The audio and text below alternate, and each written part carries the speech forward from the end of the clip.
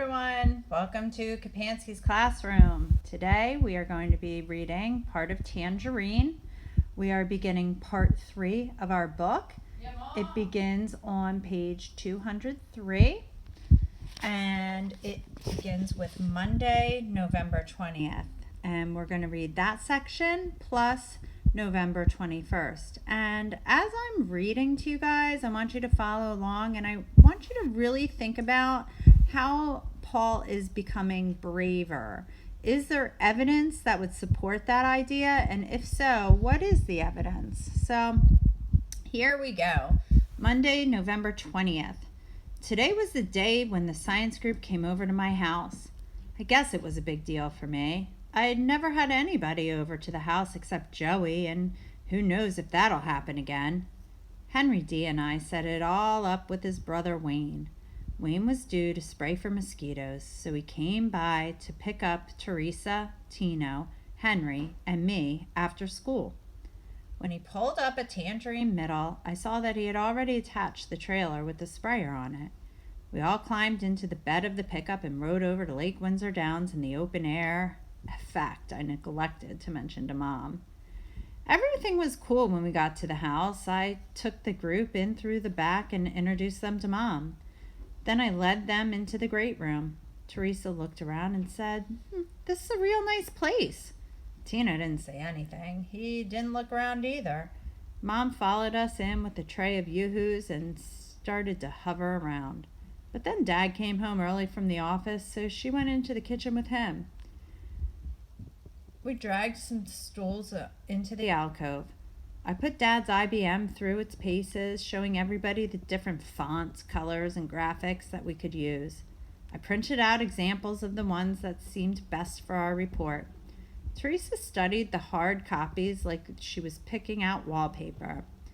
She said things like, "I like this for the title page, but let's have it in orange."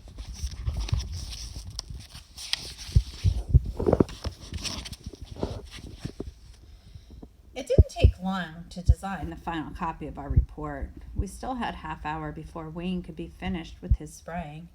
He had planned to do our street last, so I suggested we go outside while we still could and kick the soccer ball around.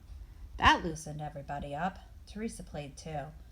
We passed the ball in a big circle. Tino showed off his foot juggling moves. I set up a goal in front of the gray wall and they took turns shooting at me. Then, like a rerun of a bad dream, I heard the sound of Arthur's Land Cruiser racing up Perimeter Road. The whole scene with Joey flashed back into my mind. I started to feel sick. I looked over at the patio doors. No one was inside. I could feel the blood draining out of my head. I looked at Teresa and she said, "Are you okay?" I just stared back at her, paralyzed with fear, while the scene rolled on. Eric and Arthur came in through the gate. They were both carrying gym bags. Eric was in front, followed by Arthur. They stood still and looked at us. Tino, Teresa, and Henry looked back at them, but I couldn't. I just stared straight ahead. Eric pointed to us and spoke with mock admiration. "Look at this. I think it's great that these farm labor kids get to spend a day away from the fields." Arthur nodded, slack-jawed. "Yeah, it's touching." I looked at Tino. He was glaring as Mad Dog glared at Eric. I took a step toward Tino and said to him, "Forget it, Tino. They're not worth it." Tino gave me the strangest look. Was it anger? Pity? He said, "Forget you!" He stalked over to Eric with his fists clenched. He stopped 2 feet in front of him, totally unafraid, and said, "You're a real funny guy." Arthur took a meancing step forward, but Eric extended his right hand toward him. Slowly, casually, I watched that hand mesmerized. I watched it move like a snake, a slow, casual snake hand with a gold varsity ring on one finger. Arthur obeyed the hand, but he plunged his own hand into his gym bag and pulled something out. Something short, black, and heavy, like a stock filled with lead. A blackjack? Eric held him in place with the hand and said, as casually as he could, "I don't don't think we'll be needing that today, Arthur." Then Eric turned his full attention back to Tino, staring solemnly before him. The casual snake smile started to slip from his face. Tino stared up at him and spoke as he had before. "A funny guy, yeah. I see you on TV, and I laugh all the time." Eric's face started to contort. The snake smile was gone now, replaced by something else. But Tino kept it up. "Yeah, I really like that thing you do. Funny guy when you pretend to kick a football and then you go flying up in the air and then you land right on your butt." Immediately, faster than I thought he could, faster than Tino thought he could, Eric lashed out, smashing the back of his hand across Tino's face, smashing him so hard that Tino spun halfway around in the air and landed on the grass. Was it hard enough to knock him out? Was it hard enough to kill him? I didn't know. Tino just lay there, flat on the grass. Eric stood over him, his face a mask of rage. Then, like a genie sucking back into a bottle, he regained control. He took a deep breath and motioned with his hand toward the gate. Arthur quickly gathered up their stuff and started back out. But Eric didn't follow immediately. He stopped in the gateway and stared at me, unmoving, until I dared to return his gaze. When I finally did, when I finally looked right into his eyes, I was surprised by what I saw. It was not hatred or even anger. It was more like sorrow or fear. He gave me that look, then he spun around and left. Henry and I reached Tino as he was struggling to his knees, his hands cupped over his head. I saw a trickle of blood coming down from where Eric's ring had struck him beneath the ear. I was panicked.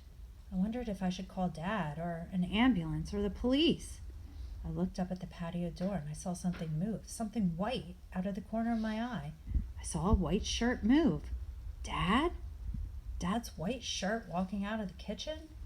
Could he have seen it? Could he have seen what Eric did? I turned back to Tino and tried to help him up. He pushed me roughly away. He looked around for Teresa. She was still standing by the wall. She had never moved. I heard the sound of Arthur's Land Cruiser revving up the driveway and pulling away. They were gone. I tried to get Tino to come inside, but he wouldn't. He wouldn't talk to me or even look at me. Teresa came over to where we were standing. She walked Tino out through the gate without saying a word. Henry D. and I exchanged one pained look, and then he followed. I walked as far as the gate and watched them. They stood motionless out at the curb. Then I heard the rumbling sound of the mosquito sprayer approaching. I saw Wayne stop in front of the house, the cloud of poison still 5 yards behind him. He pulled off his ant mask, hopped out, and turned off the spray of white fog. Henry got into the cab, but Teresa and Tino climbed back into the truck bed. They all pulled away quickly, just ahead of the cloud of insecticide. I wandered back into the yard, sick to my soul. I stood in front of the wall and replayed the scene in my head. I tried to slow the scene down, to relive it frame by frame. What could I have done? What should I have done? I stared at that gray wall, waiting for some long dead, long forgotten scene to come back to life. But none did. Nothing came. No answers, no remembrances, no insights, only the choking white waves of the fog. Tuesday, November 21st. We woke up this morning to unusually cold weather. I ate breakfast across from Dad at the round table. He was reading the sports section of the Times. I was on the verge of asking him, "Dad, did you see Eric hit Tino in the face so hard that he nearly knocked him out?" But I didn't. I couldn't. I had the words all picked out, but I couldn't say them. I sat there agonizing about it. Why couldn't I tell? I ratted out Tino at the carnival. Why couldn't I tell my own parents about Eric? What was wrong with me? What was wrong with all of us? Anyway, I didn't say a word to Dad. I didn't say anything to Mom on the ride in either. Tino and Teresa were both absent from school, so I didn't have to face them. Henry D. was there, but he and I managed to avoid each other all day.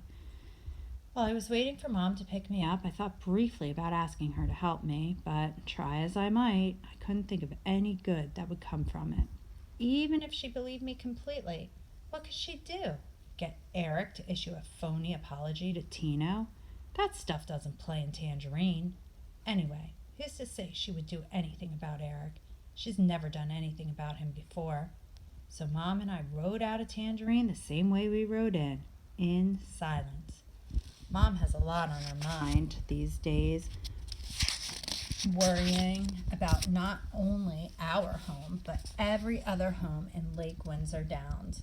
Now that soccer season is over, I'm back to accompanying her on her endless errands.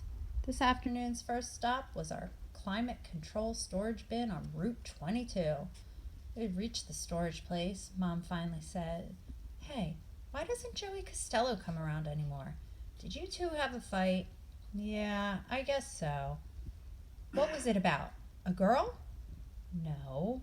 "Then what was it?" I thought about that one for a long time. I thought about Joey's attitude on the first day. I remembered what he said about Teresa. I finally said, "You're right. It was about a girl." Mom unlocked the garage-type door and waited for me to hoist it up for her. She went over to some boxes marked Winter, put her keys down, and scanned the labels on them until she found the one marked Sweaters, etc. She said, "Here, give me a hand." I went over to the stack and lifted the top two boxes so she could remove the third one. As Mom handed it over to me, she said, "Do you smell that? There's insecticide in here, too." "Yeah, that's life in Florida." Mom quickly headed back out into the fresh air. "Tell me about it. I hate that smell." I lifted the Sweaters, etc. box onto my shoulder, stepped outside, and pulled the bin door down.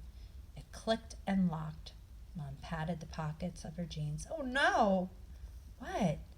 My key is inside." "They must have some way to let people in. Do they have a master key in the office?" Mom looked shocked. "I hope not. This is supposed to be our private space. They're never supposed to come in here." "Then how would they get in to spray for bugs?" Mom thought about that. "They wouldn't." She snapped her fingers. Eric has a key. He can stop in here and get mine."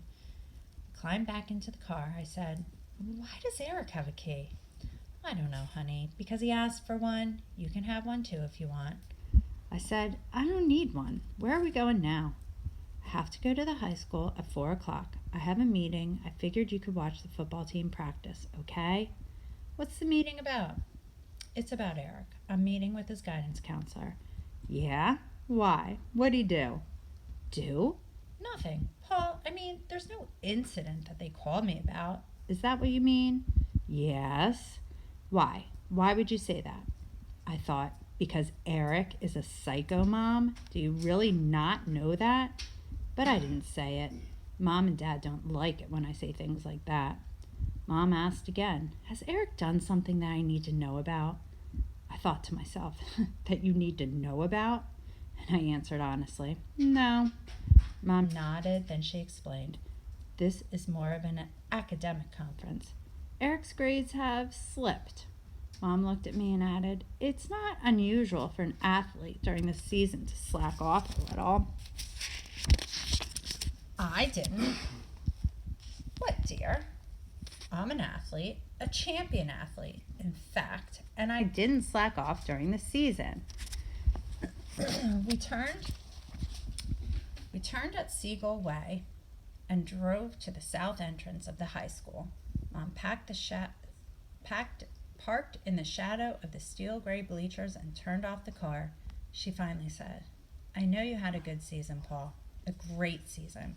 Remember me? I'm the one who drives you back and forth to that place every day." I looked at her, but I didn't say anything. She got angry. "Give me some credit where credit's due. Who do you think makes all of this possible? Who do you think holds this whole thing together? Your father?" I had to answer that one. "No."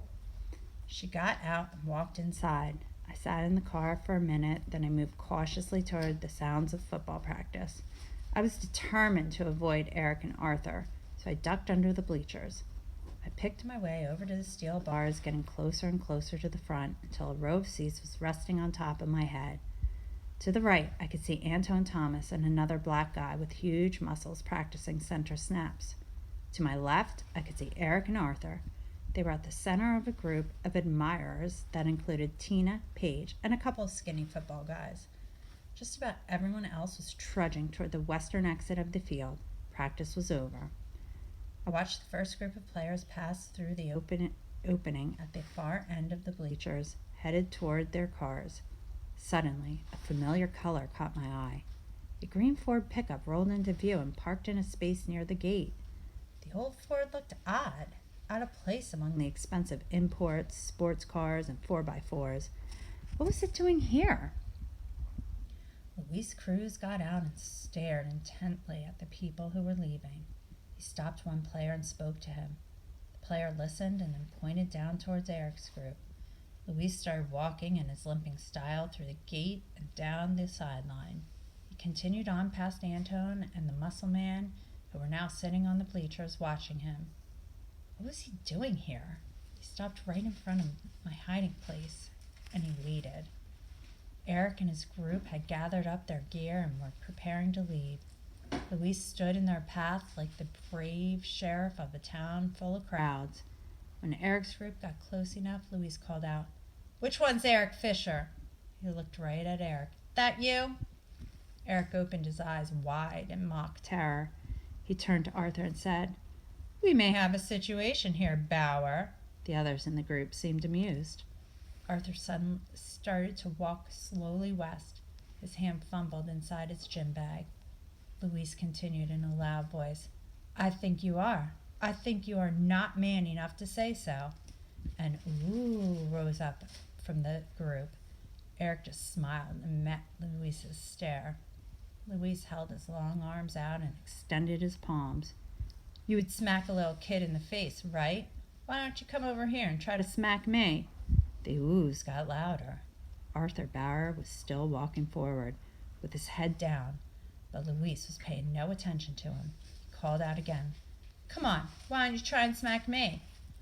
Arthur reached Luis, turned, and whipped the blackjack around with a loud whack against the side of Luis's head. Luis's arms shot up to cover his head as he staggered to the right and fell on his knee.